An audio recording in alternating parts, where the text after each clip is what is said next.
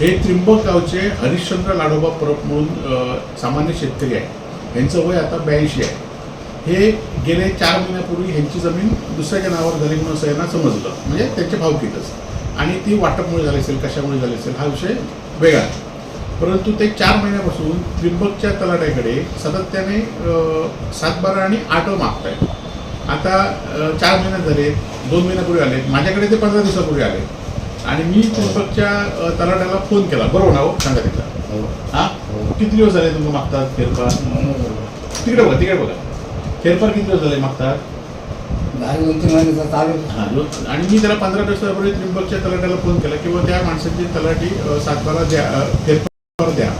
त्यांना आज देतो, उद्या देतोय. आता माझं सिंधुदुर्ग जिल्ह्यातल्या कर्तव्यदक्ष असणाऱ्या जिल्हाधिकाऱ्यांना, प्रांतांना, तहसीलदारांना आणि पालकमंत्र्यांना एक आव्हान आहे की तुम्ही काही दिवसापूर्वी आम्ही बघितलं या जिल्ह्यात महसूल मंत्री सुद्धा येऊन गेले आणि लोकांना दाखले देण्याचं आपण नाटक केलं की महसुलातलं कुठलंही काम पेंडिंग ठेवणार नाही म्हणून सांगितलं, आणि अनेक दाखले आपण लोकांना दिल्याचा फोटो काढले, सेशन केले, आणि तरी पण आज महसूल मंत्री साहेब, पालकमंत्री साहेब आणि जिल्हाधिकारी साहेब, आपण लोकांना विचारा की अजूनही लोकांचे जे फेरफार आहेत ते अनेक दिवस, म्हणजे 4-4, 5-5 वर्ष पेंडिंग आहेत, की लोकांचे वारस तपास आहेत, फेरफार आहेत, नोंदी घालायचे आहेत, हे अनेक शेतकऱ्यांच्या पेंडिंग व्यवस्थेत आहेत. आणि आज ह्या परबांसारख्या सामान्य माणसाला आज 4-4 महिने नुसता फेरफार मिळत नाही, आणि कसलं तुमचं महसूल तुम्ही सांगताय, महसूल 15वडा, महसूल लोकांना दाखले देत आहे, जे दाखले लोकांचे आहेतच. आज जातीचे दाखले किती पेंडिंग आहेत. आज भूमी अभिलेखकडे तुम्ही गेलात आणि भूमी अभिलेखमध्ये किती लोकांची पेंडिंग, तिथे पैसे भरून घेत नाहीत, पैसे भरून त्यांना मोजणीची तारीख मिळत नाही, त्यांना एखादा नकाशा पाहिजे असला तर मिळत नाही. आणि त्यामुळे या संदर्भात अशा सामान्य माणसांचा आवाज तुम्ही कधीतरी ऐका.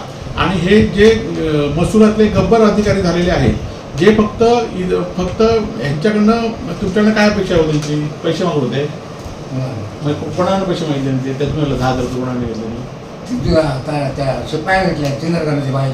हां, हे बघा, ह्यांना ते ह्यांना ते 10,000 घेतले, नंतर तो त्याचे घेऊन दिला.